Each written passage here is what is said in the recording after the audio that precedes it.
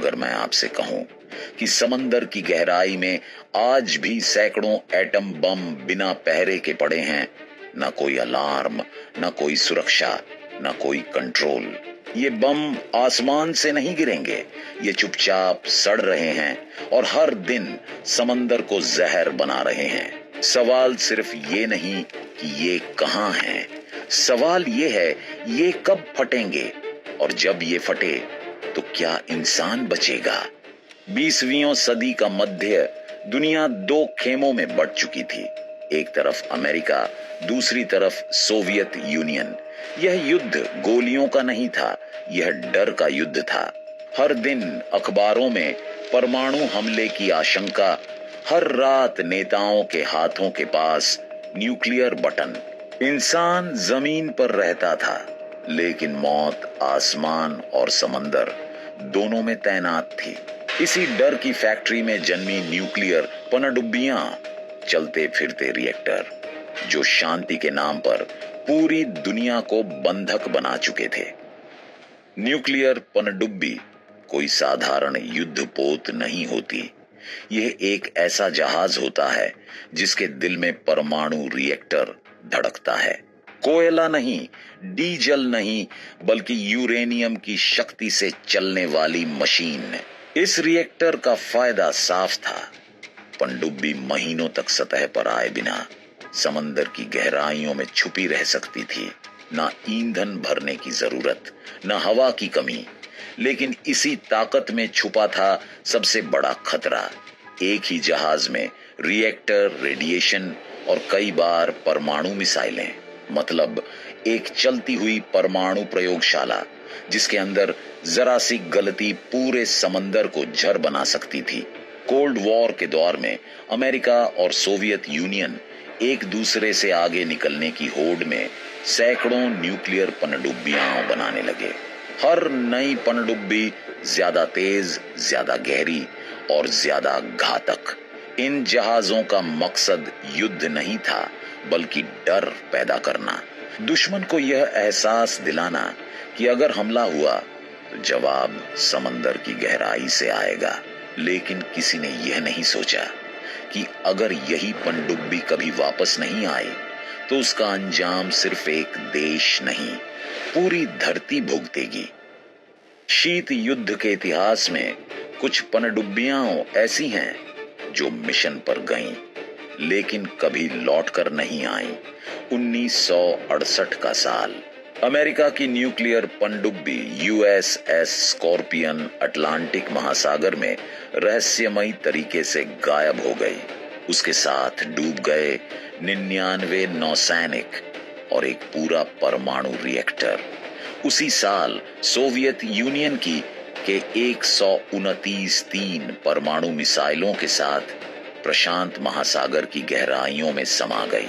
1989 में K278 कॉम्सोमोलेट्स, Soviet संघ की सबसे उन्नत पनडुब्बी, आर्कटिक सागर में आग लगने के बाद डूब गई। उसके अंदर था परमाणु रिएक्टर और 2 न्यूक्लियर टॉर्पीडो। सरकारी रिपोर्ट्स कहती हैं सब कुछ कंट्रोल में है, लेकिन वैज्ञानिक जानते हैं समंदर की गहराई में कंट्रोल जैसा कुछ नहीं होता। आज भी ये पनडुब्बियां लाखों टन पानी के नीचे चुपचाप पड़ी हैं।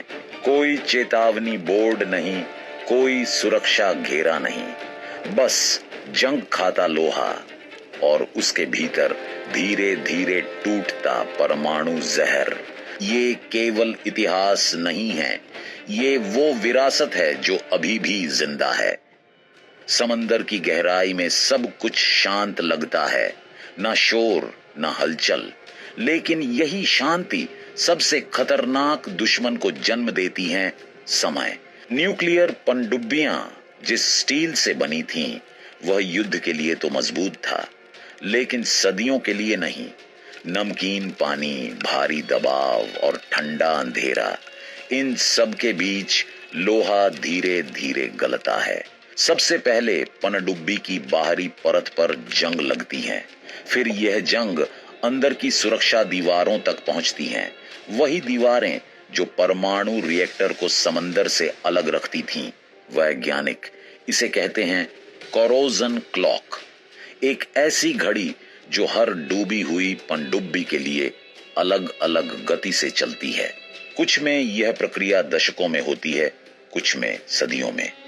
लेकिन एक बात तय है, यह घड़ी कभी रुकती नहीं। सबसे बड़ा खतरा रिएक्टर के फ्यूल रॉड से है। जैसे जैसे उनकी शील्ड कमजोर होती है, रेडियो एक्टिव तत्व पानी के संपर्क में आने लगते हैं। कोई धमाका नहीं, कोई चेतावनी नहीं, बस एक धीमा रिसाव। यह कोई फिल्मी विस्फोट नहीं है, यह एक धीमी मौत है जो चुपचाप फैलती है। और यही वजह है कि आज समंदर की गहराई में पड़ी हर पुरानी न्यूक्लियर पनडुब्बी एक सोया हुआ टाइम बम बन चुकी है। रेडिएशन का सबसे खतरनाक रूप यह है कि वह दिखाई नहीं देता, ना उसकी गंध होती है, ना रंग, ना आवाज। लेकिन जब यह फैलता है तो पीढ़ियां तबाह कर देता है। डूबी हुई न्यूक्लियर पनडुब्बियों में जब रिएक्टर की सुरक्षा परतें धीरे धीरे टूटने लगती हैं, तो यूरेनियम और प्लूटोनियम समंदर के पानी के संपर्क में आ जाते हैं। यहीं से शुरू होता है रेडियो एक्टिव लीकेज।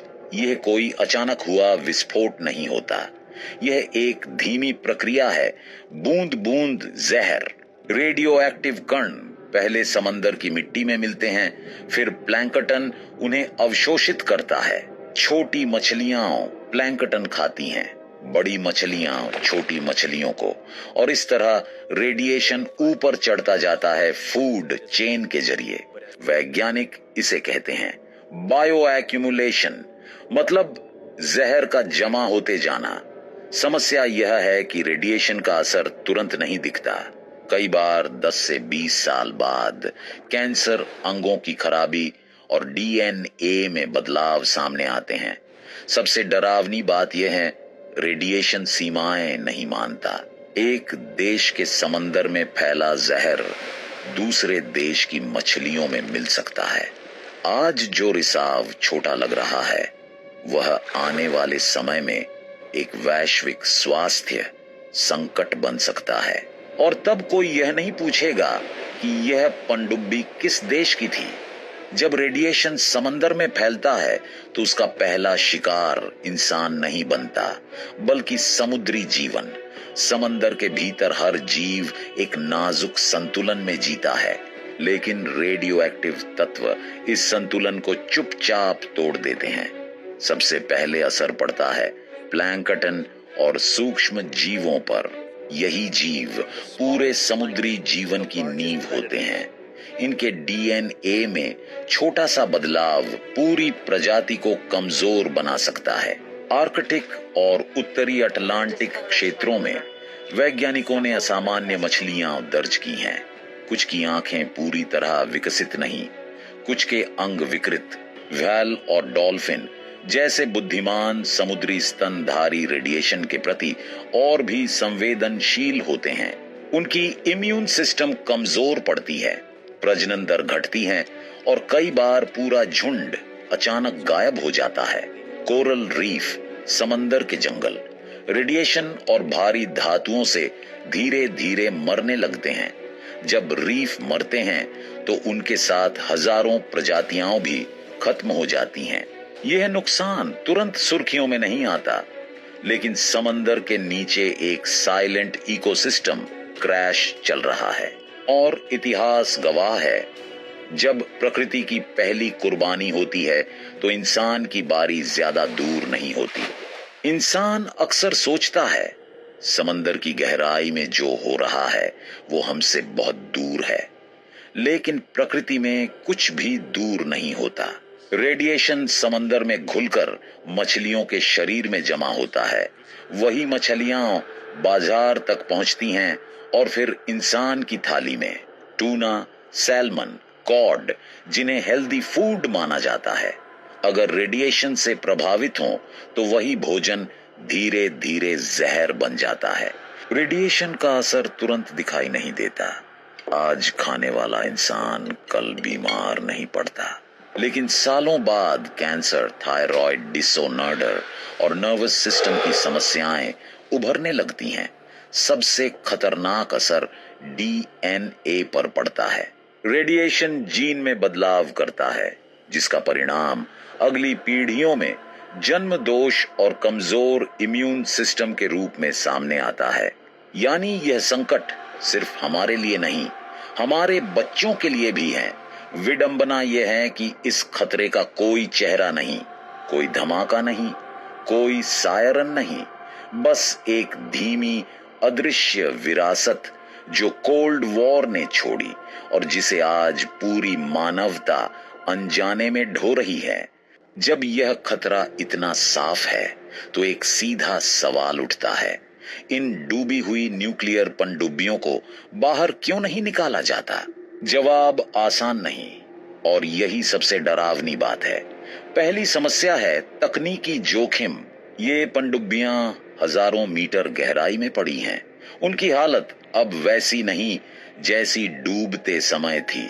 अगर उन्हें हिलाया गया तो रिएक्टर की कमजोर दीवारें पूरी तरह टूट सकती हैं और रेडिएशन अचानक बड़ी मात्रा में फैल सकता है।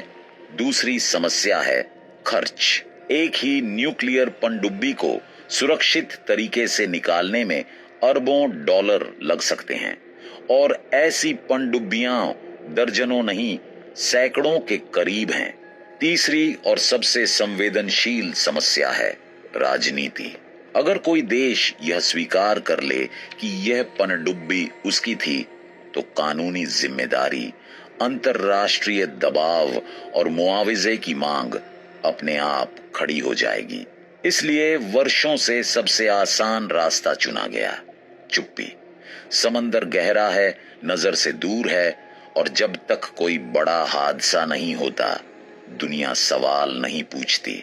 लेकिन इतिहास बताता है, जो समस्याएं दबा दी जाती हैं वे खत्म नहीं होती, वे और खतरनाक बन जाती हैं।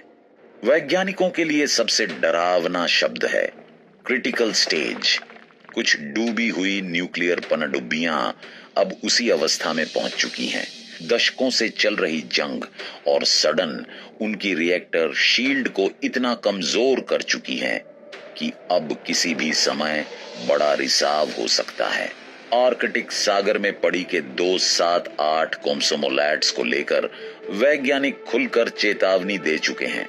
उसके आसपास की मिट्टी और पानी में रेडियो एक्टिव तत्व पहले ही दर्ज किए जा चुके हैं।